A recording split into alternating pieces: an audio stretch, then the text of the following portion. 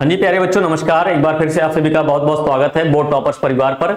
सभी लोग जल्दी से प्यारे बच्चों एक बार सेशन को शेयर कर दीजिए। और मैं आ चुका हूं आज आपके सामने लेकर ज्योग्राफी का चैप्टर नंबर 1 का खा यानी कि 1B, जिसे बोलते हैं जल संसाधन। प्यारे बच्चों, जल संसाधन आपकी परीक्षा के लिए बहुत इंपॉर्टेंट है, क्योंकि यहां से आपकी परीक्षाओं में प्रश्न पूछता है।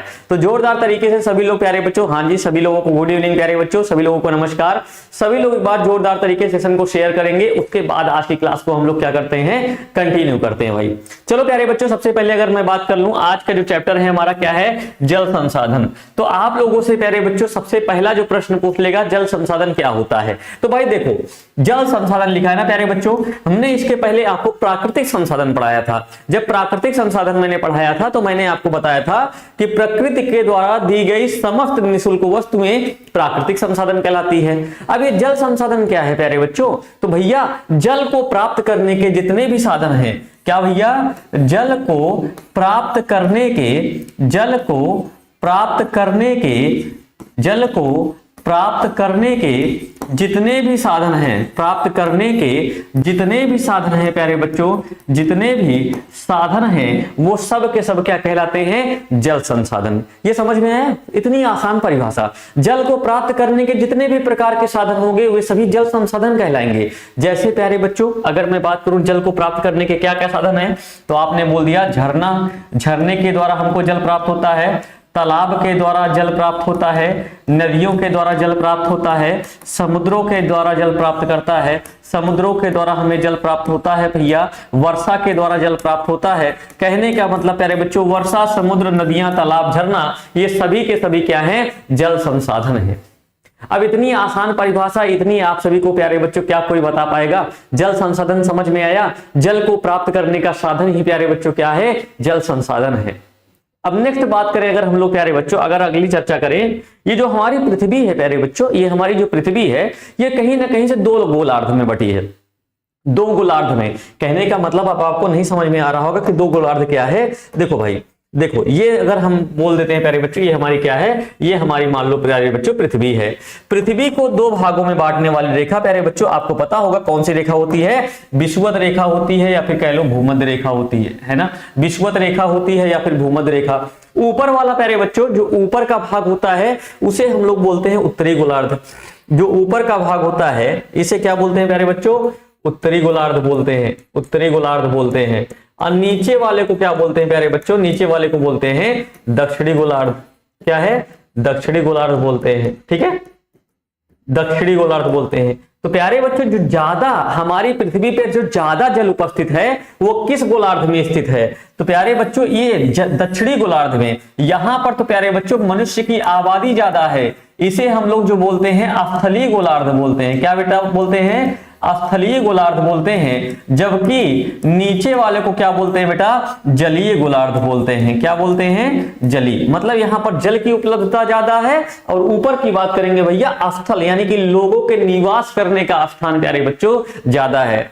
हमारे प्यारे बच्चों अगर मैं बात करूं पृथ्वी पर, अगर हम अपने पृथ्वी पर बात करें तो 70% पर क्या है बेटा, 71% पर क्या है, तो आपका जवाब आएगा जल। ये प्रश्न पूछता है आप सभी से कि हमारी पृथ्वी पर कितने परसेंट जल पाया जाता है, तो 71%। और 29% पर क्या पाया जाता है प्यारे बच्चों, 29% पर पाया जाता है स्थल।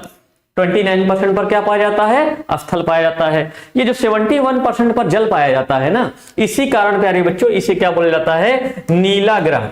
आपसे पूछेगा प्यारे बच्चों, पृथ्वी को नीला ग्रह क्यों कहा जाता है, पृथ्वी को नीला ग्रह क्यों कहा जाता है, पृथ्वी को नीला ग्रह क्यों कहा जाता है, क्योंकि प्यारे बच्चों हमारी पृथ्वी पर 71% भाग पर क्या पाया जाता है, जल पाया जाता है। क्या पाया जाता है भैया, जल, इसीलिए इसको नीला ग्रह कहते हैं। 3 प्रश्न पूछेगा, हमारी पृथ्वी पर कितने परसेंट जल पाया जाता है, 71%। हमारी पृथ्वी पर कितने परसेंट स्थल पाया जाता है, 29%। हमारी पृथ्वी को नीला ग्रह क्यों कहते हैं, क्योंकि इस पर जल पाया जाता है। जल की अधिकता के कारण ही पृथ्वी को नीला ग्रह कहा जाता है। ये सारी बातें आपको समझ में आ गई। देखो भाई, हमारी जो पृथ्वी है प्यारे बच्चों, ये जो दिख रही है हमारी पृथ्वी, इसको हम लोगों ने 2 भागों में बांटा है।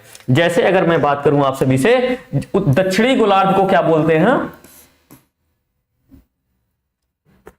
दक्षिणी गोलार्ध को क्या बोलते हैं बेटा, जलीय गोलार्ध बोलते हैं। उत्तरी गोलार्ध को क्या बोलते हैं, स्थलीय गोलार्ध बोलते हैं। समझ में आई बात? अभी मैंने बताया जो दक्षिणी वाला गोलार्ध है बेटा, जो दक्षिणी वाला गोलार्ध है, अगर मैं बात करूं इधर वाला है ना, ये इसके नीचे वाला प्यारे बच्चों, दक्षिणी गोलार्ध क्या है? जलीय गोलार्ध है। ये वाला क्या है बेटा? जलीय गोलार्ध है। और ऊपर वाला क्या है? स्थलीय गोलार्ध है। ऐसे करके आप लोग कॉपी पे बना लेना बेटा, एक गोला बना लेना ऐसे कॉपी पर, और ऐसे लिख देना, इधर लिख देना जलीय और ऊपर लिख देना स्थलीय। आप सभी लोगों को कॉपी देखते ही सब कुछ याद हो जाएगा। बात समझ में आई? कॉपी देखते ही सब कुछ याद हो जाएगा। ठीक है। दक्षिणी गोलार्ध में जल की अधिकता होती है और उत्तरी गोलार्ध में रहने वाले लोगों की संख्या ज्यादा है, इसीलिए इसे क्या बोलते हैं? स्थलीय गोलार्ध बोलते हैं। चलिए भाई, अब नेक्स्ट चलते हैं, आगे चलते हैं प्यारे बच्चों। इतनी बातें समझ में आई कि नहीं आप सभी को? चलो अब जरा हम लोग समझेंगे प्यारे बच्चों। अभी तक हमने पृथ्वी की बात कर लिया, अब हम अपने भारत की बात करेंगे। अगर भारत की बात कर लें प्यारे बच्चों, भारत में क्या पूछता भैया? भारत में जल संसाधन, भारत में जल का वर्गीकरण किस तरीके से है, जल का वितरण किस तरीके से है, जल हमारा नदियों में ज्यादा है, तालाबों में ज्यादा है या फिर नहरों में ज्यादा है, इसकी चर्चा हम लोग प्यारे बच्चों अब करेंगे। जरा समझो भाई, देखो अगर प्यारे बच्चों अगर मैं बात करूं, आपसे ये प्रश्न परीक्षा में पूछता है, परीक्षा में प्रश्न पूछता है प्यारे बच्चों कि भारत में कितने % जनसंख्या निवास करती है, तो क्या बोलोगे बेटा? 16%। 16% हमारे देश में प्यारे बच्चों जनसंख्या निवास करती है। और ये कितने? ये विश्व की आबादी का। देखो अगर मैं बात करूं प्यारे बच्चों, अगर मैं बात करूं भारत की ना, अगर मैं बात करूं प्यारे बच्चों, यहां पर देखिएगा, अगर मैं बात करूं प्यारे बच्चों भारत की, तो भारत हमारा जो है, अगर मैं भारत की बात करूं, ठीक है, अगर ये हमारा भारत है प्यारे बच्चों, तो ये 16% यहां पर जनसंख्या है। 16% क्या है? इसकी जनसंख्या है। और प्यारे बच्चों अगर मैं बात करूं, यहां पर क्षेत्रफल कितना है? ये विश्व का क्षेत्रफल का मात्र 2.4%। 2 प्रश्न पूछेगा, भारत में निवास करती कितनी %, विश्व की कितने % जनसंख्या निवास करती है? भारत में विश्व की कितने % जनसंख्या निवास करती है? तो आपका जवाब आएगा प्यारे बच्चों 16% जनसंख्या क्या करती है? भारत में निवास करती है। अगला प्रश्न पूछेगा प्यारे बच्चों, भारत का क्षेत्रफल विश्व के क्षेत्रफल का कितना % है? तो 2.4% क्षेत्रफल है। ये बातें समझ में आई? जल्दी से कमेंट करो प्यारे बच्चों। आप सभी को समझ में आया कि भारत का क्षेत्रफल 2.4% है विश्व का और जनसंख्या 16% है। वैसे रियल में अगर ये प्यारे बच्चों हमारी किताब का डेटा है, अगर हम रियल में बात करेंगे प्यारे बच्चों, वर्तमान में 17.5 हो गया है, लेकिन हम लोग इसको नहीं याद रखेंगे क्योंकि किताब में जो लिखा होता है वही सच माना जाता है। तो 16% ही आपको क्या कर देना है? टिक कर देना है। नेक्स्ट अगर चर्चा करें प्यारे बच्चों हम लोग, अगर मैं बात करूं भैया, जो हमारे जो भारत में स्वच्छ जल पाया जाता है, पीने योग्य, जो पीने योग्य जल पाया जाता है प्यारे बच्चों, वो मात्र पाया जाता है 4%। कितना %? स्वच्छ जल मात्र 4% उपलब्ध है। ये याद रखिएगा। भारत में विश्व का कितना % स्वच्छ जल उपलब्ध है? ये पूछता है परीक्षा में। भारत में विश्व का स्वच्छ जल कितना %, विश्व का कितना % स्वच्छ जल भारत में उपलब्ध है? तो 4% बोलिएगा। भाई देखो, अब मैं कहूं जल संसाधनों का वितरण भारत में अपर्याप्त है, कहने का मतलब है प्यारे बच्चों कि जो पर्याप्त मात्रा में होना चाहिए, जितना लोगों को पानी पीने के लिए होना चाहिए उतना नहीं है। अब आप कहोगे गुरुजी हमारे बिहार में तो जगह जगह हैंडपंप लगा है, पंप चलाओ पी लो। अरे भैया इन राज्यों की बात करें, अगर इन राज्यों की बात करें प्यारे बच्चों, इन राज्यों की बात करें, ये जल संसाधन की दृष्टि से सुगम है, यहां पर है। लेकिन अगर हम लोग इन राज्यों की बात कर लें प्यारे बच्चों, तो यहां जल बिल्कुल उपलब्ध नहीं है। ठीक है, जल उपलब्ध नहीं है। तमिलनाडु की बात कर लें, केरल की बात कर लें, आंध्रा की बात कर लें प्यारे बच्चों, तो यहां पर जल की उपलब्धता बहुत न्यूनतम है। यहां पर जमीन के नीचे से जल ही खत्म हो गया है, जमीन के नीचे से जल खत्म हो गया है। कहां पर?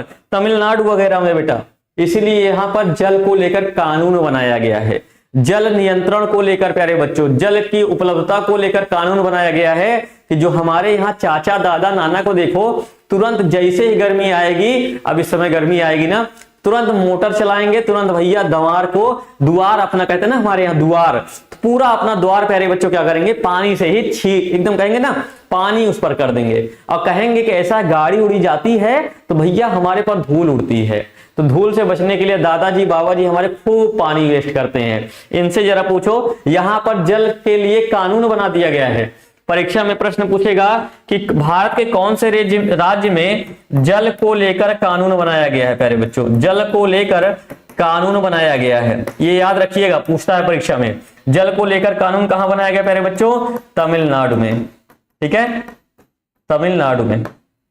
और पता है एक देश है प्यारे बच्चों बोलीविया, एक देश है प्यारे बच्चों बोलीविया। बोलीविया एक देश है जहां पर क्या हुआ, जो जल है ना प्यारे बच्चों, यहां पर जल की उपलब्धता बहुत कम थी और यहां पर सरकार ने प्राइवेट कंपनी को सौंप दिया, प्राइवेट कंपनी को जल का मालिकाना हक दे दिया। जैसे अगर मैं कहूं कृषि पर प्यारे बच्चों कृषि मंत्री होते हैं, ऐसे ही बोलीविया एक देश है जहां पर लेकर प्यारे बच्चों क्या हो गया, जल को लेकर क्रांति हो जाती है। जल को लेकर प्यारे बच्चों क्या होता है, क्रांति हो जाती है। यह भी प्रश्न पूछता है किस देश में जल को लेकर क्रांति होती है, तो आपका जवाब आ जाएगा बोलीविया में।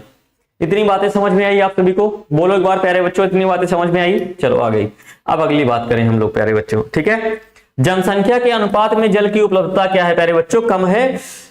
जितनी भारत की जनसंख्या है और उस वह जनसंख्या के पास में प्यारे बच्चों उपलब्ध जल की मात्रा कम है। जैसे अगर मान लो प्यारे बच्चों जल, एक चीज होता है प्यारे बच्चों जल संकट, एक क्या होता है प्यारे बच्चों, जल संकट। ठीक है, अब जैसे प्यारे बच्चों ये 5 लोग हैं, ये 5 लोग हैं, ठीक है, ये 5 लोग हैं, 5 लोग हैं प्यारे बच्चों, इनकी उपलब्धता है, मतलब इनको आवश्यक है, हर एक व्यक्ति को 2 लीटर जल मिलना चाहिए। दिन भर में हर एक व्यक्ति को 2 लीटर जल मिलना चाहिए और इनको मिल कितना रहा है प्यारे बच्चों, 1 लीटर। मिल कितना रहा है, 1 लीटर। तो यही कहलाता है जल संकट। ठीक है, यही क्या कहलाता है, जल संकट कहलाता है। जब प्यारे बच्चों आवश्यकता से कम, जब आवश्यकता से कम व्यक्तियों को जल पीने के लिए मिले तब वही कहलाता है जल संकट। जब आवश्यकता से कम जल की मात्रा उपलब्ध हो, जब आवश्यकता से कम, आवश्यकता है 2 लीटर की, उपलब्ध है 1 लीटर, यही कहलाएगा प्यारे बच्चों जल संकट। बोलो इतनी आसान भाषा में समझ पाओगे प्यारे बच्चों? समझ लीजिए गणित समझा रहा हूं मैं तुमको, यहां पर मैं आपको प्यारे बच्चों ज्योग्राफी नहीं गणित पढ़ा रहा हूं। इस तरीके से पढ़ोगे तो हमेशा तुम्हारे दिमाग में घुसा रहेगा, हाँ गुरुजी ने बताया था जल संकट क्या होता है, 2 लीटर चाहिए था, 1 मिल रहा था, तो इसका मतलब यही होला जल संकट। हाँ ठीक है, चलो अब अगली बात करें प्यारे बच्चों। देखो जल के जो विविध स्रोत हैं प्यारे बच्चों, मतलब जल को कैसे कैसे तरीके हैं प्राप्त करने के, जल हमारा कहां कहां से प्राप्त होता है, जरा इस पे अगर हम चर्चा करें प्यारे बच्चों, तो एक होता है सतही जल। क्या होता है बेटा, सतही जल, जो सतह पर हमको दिखता है, जो साफ साफ हमको दिख जाता है प्यारे बच्चों, यही क्या कहलाता है, सतही जल।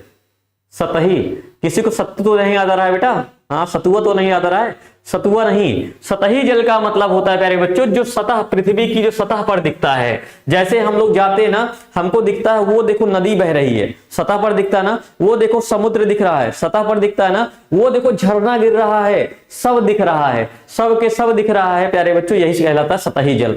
तो भाई सतह जल का उदाहरण अगर हम लोग बात करेंगे प्यारे बच्चों, ये देखो झरना, ये देखो बेटा ये क्या है, झरना है, ये क्या है, झरना है, ये क्या है, तालाब है, ये क्या है, तालाब है, ये क्या है बेटा, ये क्या है बेटा, तो आपका जवाब आ जाएगा ये भी क्या है, झरना।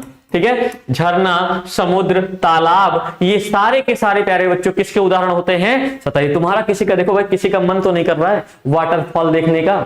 हाँ वाटरफॉल प्यारे बच्चों कितना अच्छा लगता है ना, हमने तो वाकई में, हम तो भाई घूमे हुए हैं, है ना, हमने घूमा हुआ है प्यारे बच्चों, कितना मजा आता है जब, आनंद, परम आनंद। अभी तुम्हारे पास ये मौका है सिर्फ पढ़ाई करने का, पढ़ाई कर लो, इन झरनों पे भी बहुत घूमोगे, चिंता ना करो। ठीक है, चलो भाई अब जरा हम लोग अगर बात करें प्यारे बच्चों, सतही जल में क्या क्या आता है प्यारे बच्चों, आप सभी से प्रश्न पूछेगा, 2 नंबर का प्रश्न पूछेगा, क्या कि सतह जल किसे कहते हैं? क्या बोलोगे भैया? नदियां, झील और तालाब सतही जल के क्या है भैया, मुख्य स्रोत है। सतह के जल के क्या है बेटा, मुख्य स्रोत है। कौन? नदी, झील, तालाब। और वर्षा का पानी इसमें आकर क्या होता है प्यारे बच्चों, मिल जाता है। बोलो प्यारे लाल मेरे, समझ में आया? सतह जल किसे कहते हैं, समझा दिया तुमको, जो हमारी आंखों के द्वारा ऊपर ऊपर दिख जाता है वही कहलाता है सतही जल। अब तुम कहोगे गुरुजी नाली में भी तो दिखता है, भाई नाली वाला पानी पीते हो? नहीं, तो प्यारे बच्चे वो सतही जल नहीं होगा। तुम कह सकते हो कि गुरुजी हमको नाली दिखती है, लेकिन वो सतह जल नहीं होगा। जल मतलब जो प्यारे बच्चों पीने योग्य हो उसे आप जल कहोगे। अगर मैं बात करूं प्यारे बच्चों भूमिगत जल की भैया, ये भी पूछेगा। भूमिगत जल किसे कहते हैं? तो देखो वर्षा का जल प्यारे बच्चों जब टिप टिप करके गिरता है, टिप टिप बरसा पानी, हाँ, जब ये टिप टिप करके प्यारे बच्चों बारिश का पानी गिरता है तो आपने देखा होगा कि ये जल हमारी पृथ्वी से रिस कर प्यारे बच्चों रिस कर हमारी पृथ्वी के अंदर चला जाता है, रिस कर प्यारे बच्चों अंदर चला जाता है। तो इसे ही क्या बोलते हैं प्यारे लाल? इसे ही बोलते हैं क्या? भूमिगत जल। भूमि के अंदर, भूमि के गत मतलब अंदर, इसे ही क्या बोलते हैं? भूमिगत जल। देखो वर्षा का जल भूमिगत जल का हिस्सा बनता है। यह स्वच्छ जल का महत्वपूर्ण क्या होता है प्यारे बच्चों? स्रोत होता है। जो प्यारे बच्चों नलकवा चलाते हो, जो सनी देओल जाके पाकिस्तान में अशरफ अली का नल उखाड़ लाए थे, उस नल के द्वारा जो पानी निकालते हो प्यारे बच्चों, वही होता है भूमिगत जल। भूमि के अंदर जो जल है, और भूमिगत जल प्यारे बच्चों आता कहां से है ज्यादा? तो वर्षा के जल से, वर्षा के जल से। बोलो बोलो, बातें समझ में आई? नेक्स्ट अगर मैं बात करूं प्यारे बच्चों, जल चक्रण क्या होता है? 2 नंबर का प्रश्न पूछेगा, फंस जाओगे प्यारे लाल। वह जल चक्रण क्या होता है? भाई देखो इन स्रोतों का क्या होता रहता है? जल चक्रण द्वारा नवीनीकरण होता रहता है। जैसे समझो प्यारे बच्चों, जैसे अभी समझो जल चक्रण क्या होता है? जल चक्रण, जल चक्रण किसे कहते हैं इसको जरा समझो। भाई देखो बारिश का पानी आया, ये मान लो प्यारे बच्चों क्या है? ये मान लो बारिश का पानी, ये बारिश का पानी है, ठीक है। ये प्यारे बच्चों क्या है? ये बारिश हो रही है। ये क्या हो रही है? बारिश। किसी को प्यारे बच्चों बारिश के में पकौड़ी खाने का तो मन नहीं कर रहा है ना? किसी का पकौड़ी खाने का तो मन नहीं कर रहा है? एक बार जल्दी से बोलो। ये प्यारे बच्चों क्या है? ये बारिश हो रही है, ठीक है। ये बारिश हो रही है प्यारे बच्चों, बूंदाबांदी हो रही है, बारिश हो रही है, इसको जरा समझ लो, ठीक है। ये बारिश हो रही है। अब ये हमारी क्या है प्यारे बच्चों? पृथ्वी है। ये हमारी क्या है? पृथ्वी की सतह है, यानी कि क्रस्ट बोलते हैं इसे प्यारे बच्चों। ये क्या है? क्रस्ट है। अब ये वर्षा का जल जो होगा प्यारे बच्चों, रिस कर अंदर जाएगा, रिस कर अंदर जाएगा, रिस कर क्या होगा? अंदर जाएगा, रिस कर अंदर जाएगा। फिर प्यारे बच्चों ये हमारी जो क्रस्ट होगी ना, ये तपेगी, ये तपती है, तपेगी, इस पे हीट पैदा होगी, और यही जल प्यारे बच्चों फिर से ऊपर उड़ेगा। यही जल जब ऊपर उड़ेगा प्यारे बच्चों, वाष्पीकृत होगा और फिर से वर्षा होगा, वाष्पीकृत होगा फिर से वर्षा होगी, और इसी को कहते हैं जल चक्रण। जल चक्रण कहते हैं। देखो भाई जल चक्र द्वारा इन स्रोतों का नवीनीकरण होता रहता है। यह जल चक्र की उपलब्धता को सुनिश्चित करता है। जब जल प्यारे बच्चों एक माध्यम से आता है, पुनः उसी माध्यम में लौट जाता है, इसे को बोलते हैं जल चक्रण। नेक्स्ट अगर बात करें प्यारे बच्चों, अगर मैं बात करूं महासागरों की प्यारे बच्चों, जो कि प्यारे बच्चों अगर मैं बात करूं पूरी पृथ्वी पर सबसे ज्यादा पाए जाने वाले क्या होते हैं? महासागर प्यारे बच्चों। महासागरों की संख्या प्यारे बच्चों क्या है? कितनी है प्यारे बच्चों? 5। अच्छा तो प्यारे बच्चों एक ये गाना बता दो, 7 समुंदर पार मैं तेरे पीछे पीछे आ गई। प्यारे बच्चों समुद्र की बात कर रहा था, महासागर की नहीं। महासागरों की बात करेंगे प्यारे बच्चों तो ये 5 है। 5 कौन से? तू पैसा पैसा करती है, पैसे पे तू क्यों मरती है। अब ये पैसे में प्यारे बच्चों सबसे बड़का महासागर आ गया और सबसे छुटकुआ आ गया। कहने का मतलब प्यारे बच्चों सबसे बड़ा महासागर प्रशांत महासागर, सबसे छोटा अटलांटिक महासागर, अटलांटिक महासागर। ये क्रम है 5 महासागरों का क्रम। पी से प्यारे बच्चों प्रशांत, ए से एशियन, ए से प्यारे बच्चों क्या हो जाएगा? एशियन। आई से इंडियन यानी कि हिंद महासागर, एस से प्यारे बच्चों दक्षिणी सागर, और ए से क्या हो जाएगा? अटलांटिक, है ना। प्रशांत महासागर और प्यारे बच्चों हाँ ये हिंद महासागर है। ये क्या है प्यारे बच्चों? अरब सागर, ठीक है।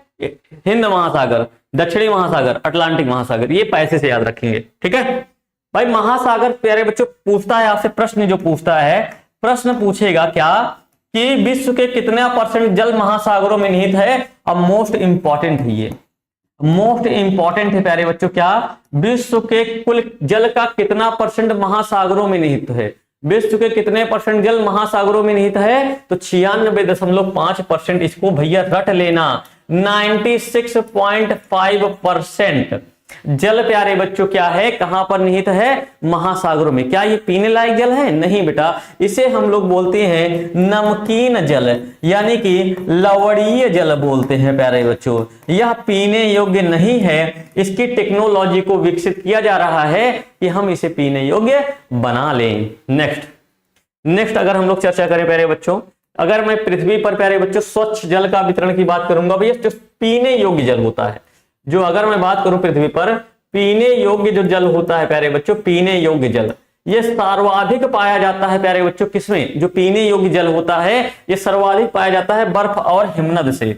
बर्फ से प्यारे बच्चों, और जो हिम मतलब बड़े बड़े प्यारे बच्चों ग्लेशियर होते हैं, उसके पिघलने से ही ये ज्यादा हमें स्वच्छ जल मिलता है। अगर मैं बात करूं तो मृदु जल प्यारे बच्चों 75% भाग बर्फ के रूप में है और लगभग 25% भाग भूमिगत जल के रूप में उपलब्ध है। 75% भाग प्यारे बच्चों जो बड़े बड़े ग्लेशियर के रूप में हमको देखने को मिलते हैं, और क्या है 25% भाग हमारे जल जो है पृथ्वी के अंदर देखने को मिलता है। ठीक है, अब भूमिगत जल के बारे में मैंने अभी आपको बताया था प्यारे बच्चों। भूमिगत जल जो भूमि के अंदर जो जल होता है उसे भूमिगत जल कहते हैं। इसका मुख्य स्रोत होता है वर्षा। अगर मैं बात करूं प्यारे बच्चों, जो जल होता है, जो भारत में जल है, इसमें भारतीय नदियों के योगदान के बारे में चर्चा कर लूं तो सिंधु, गंगा और ब्रह्मपुत्र प्यारे बच्चों, ये तीन प्यारे बच्चों क्या है, हमारे यहाँ के नदी तंत्र हैं, प्रमुख नदी तंत्र हैं, जिनके द्वारा प्यारे बच्चों हमारे भारत में क्या होता है, जल की उपलब्धता होती है। जल की उपलब्धता होती है किनके द्वारा प्यारे बच्चों, सिंधु, गंगा और ब्रह्मपुत्र के द्वारा।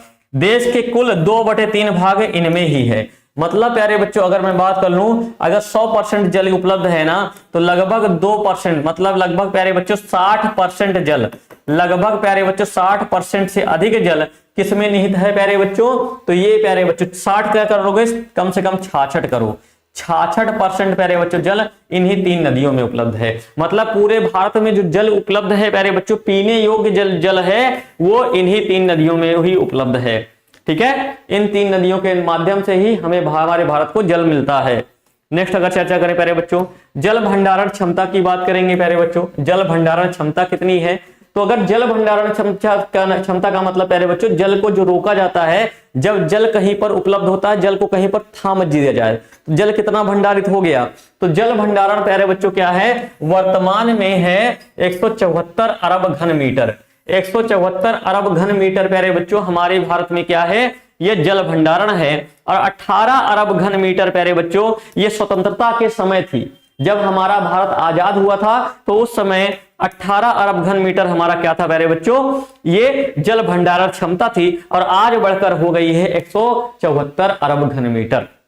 नेक्स्ट, जल संरक्षण की आवश्यकता क्यों होती है प्यारे बच्चों, इस पर चर्चा करते हैं हम लोग। जल संरक्षण की आवश्यकता आखिर क्यों पड़ती है भैया, जल संरक्षण नहीं करेंगे तो भविष्य में आने वाली जो पीढ़ियां हैं वो जल का प्रयोग कैसे कर पाएंगी। जैसे आप लोगों ने देखा होगा कि हमारे दादा उदा के जमाने में प्यारे बच्चों जल बिकता नहीं था, और आज प्यारे बच्चों ये क्या आ गया, बॉटल में 20 रुपए का बिक रहा है। कभी किसी व्यक्ति ने प्यारे बच्चों सोचा भी नहीं था कि भारत जैसे देश में पानी खरीद कर पीना पड़ेगा, लेकिन ये आज हो रहा है। ऐसे ही आने वाले समय में प्यारे बच्चों क्या होगा, ये जो नल वगैरह है, जो मोटर वगैरह चला रहे हो, ये सब बंद हो जाएगा। सरकार के द्वारा आपको पानी दिया जाएगा और वो भी उसका टैक्स लिया जाएगा।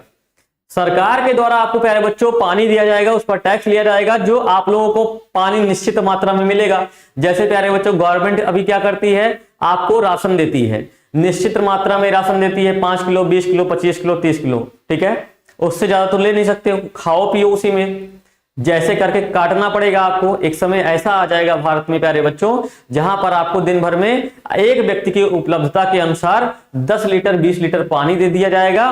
पूरे के पूरे आप दिन भर में उसको यूज करिए, महीने भर में उसको यूज करिए। इस तरीके की प्रक्रिया हमारे भारत में भी आएगी।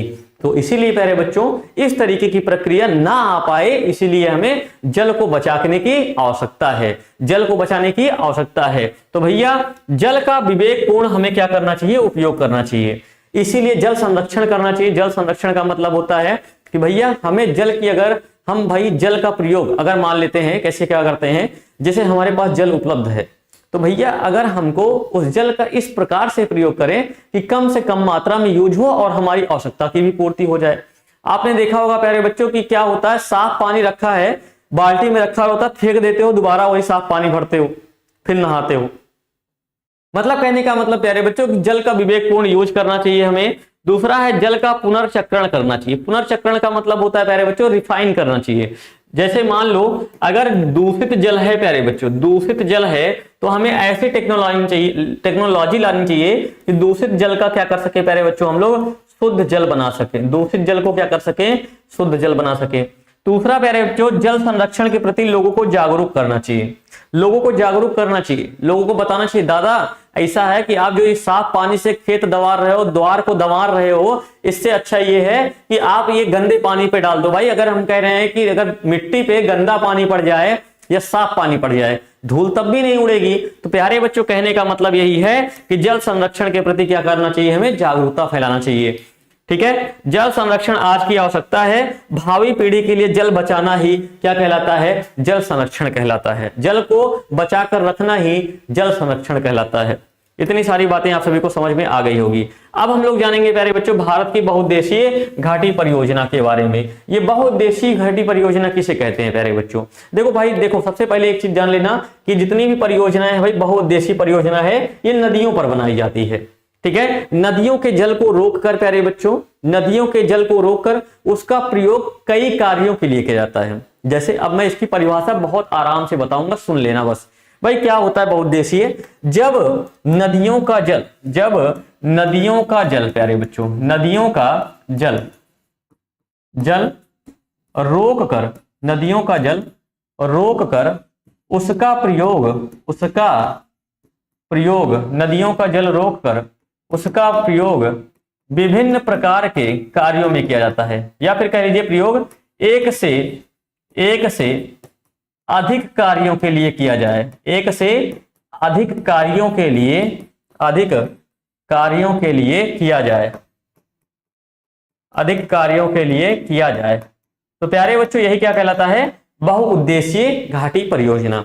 भाई जब एक से अधिक उद्देश्य के लिए काम किया जाए, जब नदियों का जल रोककर एक से अधिक उद्देश्य हो उसका, नदियों के जल का प्रयोग करना, उसके जल का प्रयोग एक से अधिक उद्देश्य के लिए किया जाए। जैसे अभी सोचो हमने ये देखो प्यारे बच्चों, यहाँ पर एक बहुउद्देशीय नदी घाटी परियोजना, यहाँ पर जल को रोका गया है, आपको दिख रहा होगा। यहाँ पर प्यारे बच्चों क्या किया गया, जल को रोका गया है।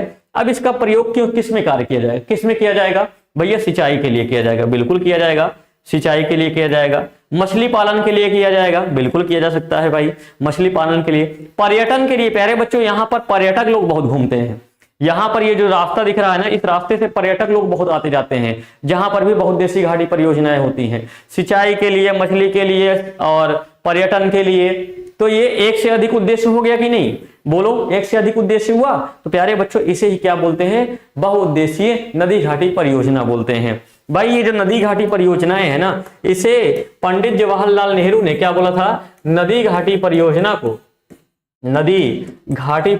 को पंडित जवाहरलाल नेहरू ने प्यारे बच्चों क्या बोला था, भारत के प्रथम प्रधानमंत्री पंडित नेहरू ने प्यारे बच्चों आधुनिक भारत का मंदिर कहा था। इसे क्या बोला था, ये भैया आधुनिक भारत का क्या है, मंदिर। ये प्रश्न पूछता है और बहुत इंपॉर्टेंट है। आधुनिक भारत का मंदिर प्यारे बच्चों किसे कहा गया, पंडित जवाहरलाल नेहरू ने नदी घाटी परियोजनाओं के बारे में कहा था।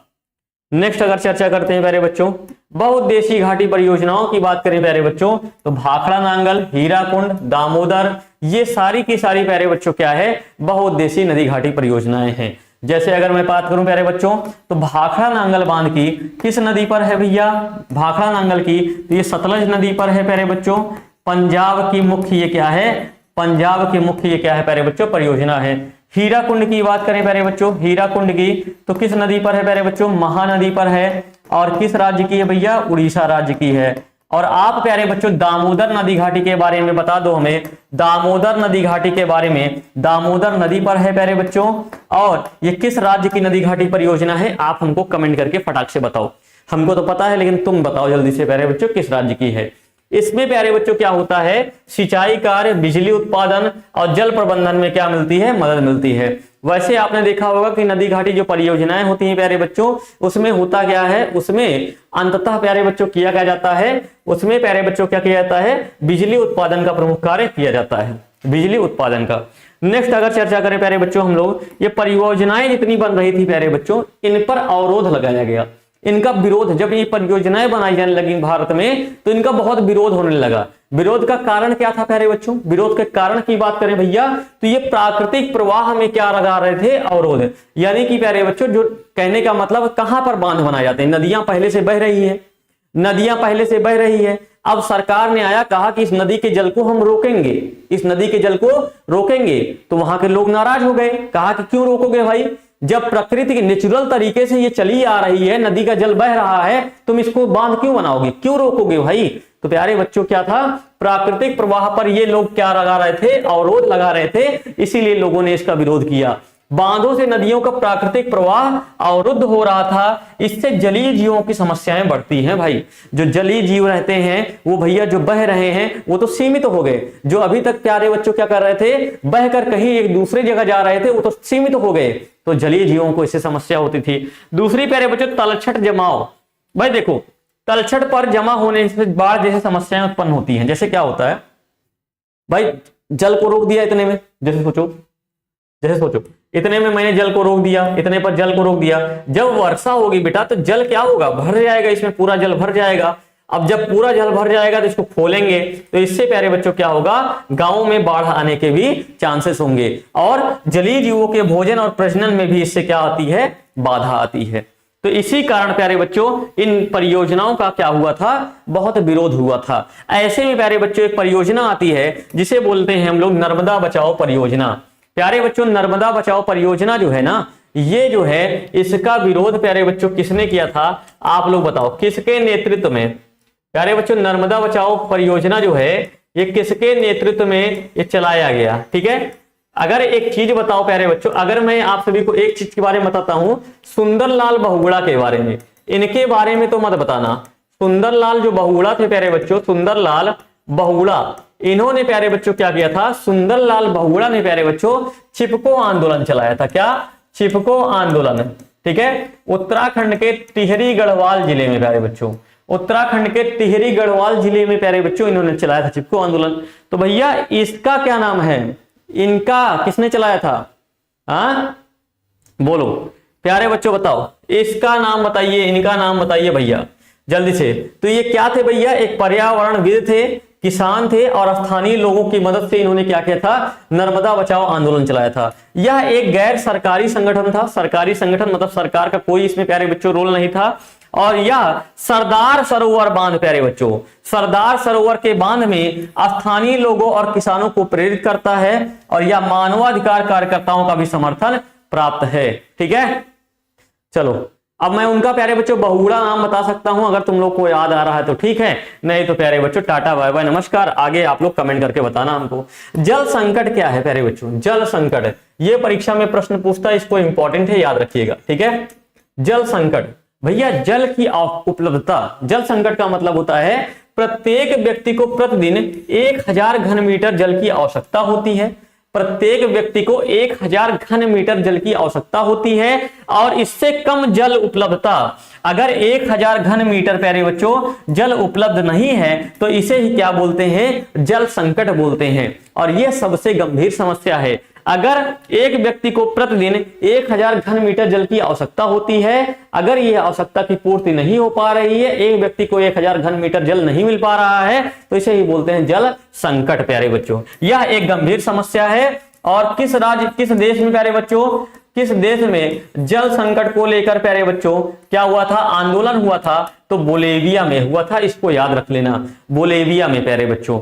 नेक्स्ट अगर हम लोग चर्चा करें भैया, अगर नेक्स्ट चर्चा करें कि भैया जल संरक्षण एवं प्रबंधन की आवश्यकता क्यों होती है?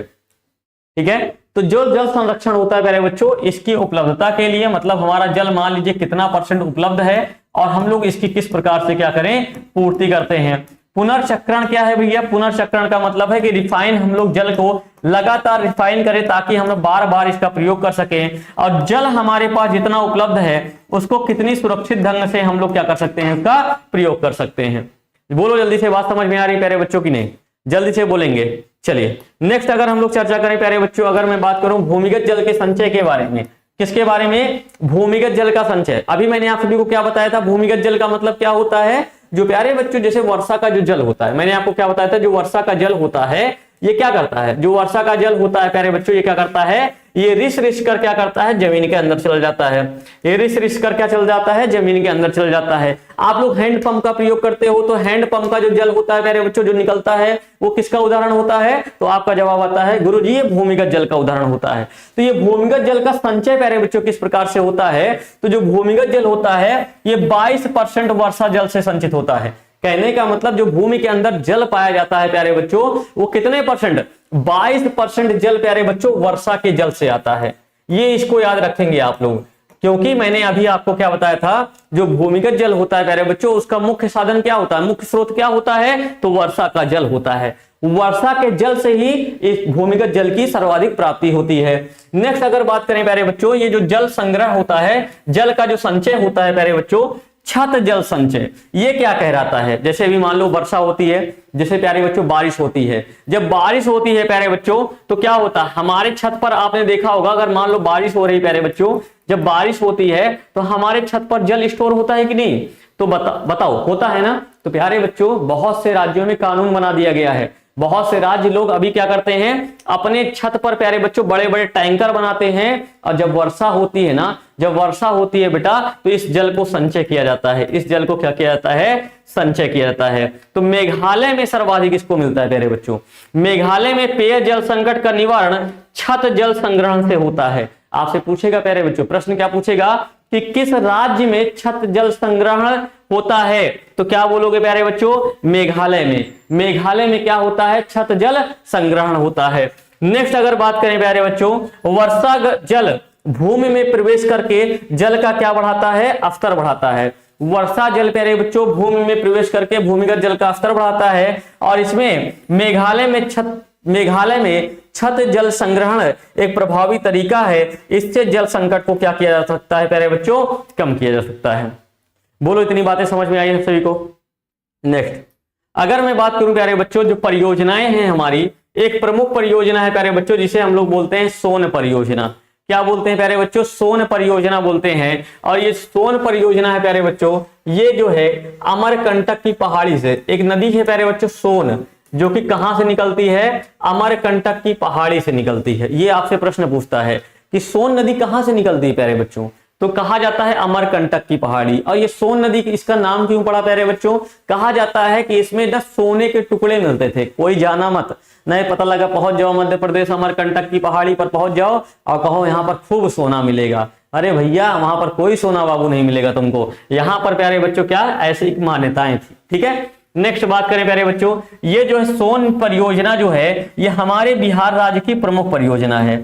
सोन परियोजना प्यारे बच्चों हमारे बिहार राज्य की क्या है, प्रमुख परियोजना है। और सबसे पुरानी, सबसे पहली, बिहार की सबसे पहली परियोजना सोन परियोजना, सबसे पुरानी परियोजना तो सोन परियोजना है। 1874 में प्यारे बच्चों, 1874 में कि कौन सी गवर्नमेंट थी भैया, ब्रिटिश सरकार थी। मतलब जब ब्रिटेन वाले थे तब ये परियोजना की शुरुआत की गई थी। सोन परियोजना बिहार की सबसे प्राचीन परियोजना है और इसकी शुरुआत प्यारे बच्चों क्या था, 1874 में किया गया। और इसका उद्देश्य क्या था प्यारे बच्चों, सिंचित मतलब जमीन को सींच कर प्यारे बच्चों बढ़ाकर फसल का उत्पादन करना इसका प्रमुख क्या था, उद्देश्य था। इसीलिए प्यारे बच्चों अगर हम लोग बात करेंगे हमारे बिहार में प्यारे बच्चों, उत्तरी बिहार में नहरों का विकास किया गया। ये जो सोन नदी है प्यारे बच्चों, सोन नदी से ही प्यारे बच्चों क्या कर दिया गया, बहुत सारी नहरें निकाल दी गई। और नहरें का विकास प्यारे बच्चों कैसे किया गया, जो डेहरी है प्यारे बच्चों, डेहरी के समीप से कई नहरें निकाली गई। इसका जो उद्देश्य था सिंचित भूमि में वृद्धि करना था और फसल उत्पादन में वृद्धि करना था। प्यारे बच्चों ये जो जल संसाधन था हमारा समाप्त हो चुका है, जल संसाधन हमारा समाप्त हो गया। ये आपको कैसा लगा, आप सभी लोगों ने इतना प्रेम दिया, इसके लिए बहुत बहुत धन्यवाद। अगर ये क्लास अच्छी लगी हो बेटा, अगर आपने यहाँ तक पढ़ाई की भैया, मेरे छोटे भैया, मेरे बड़े भैया, आपसे रिक्वेस्ट करता हूँ चैनल को सब्सक्राइब कर लीजिएगा, अपना प्यार दीजिएगा। हमें इसके अलावा कुछ नहीं चाहिए, बस आपके लिए एक ही वादा करता हूँ, मेहनत बहुत करूंगा और आपको ऐसे ही पढ़ाकर इस बार स्टेट बोर्ड का टॉपर बनाऊंगा। जय हिंद प्यारे साथियों।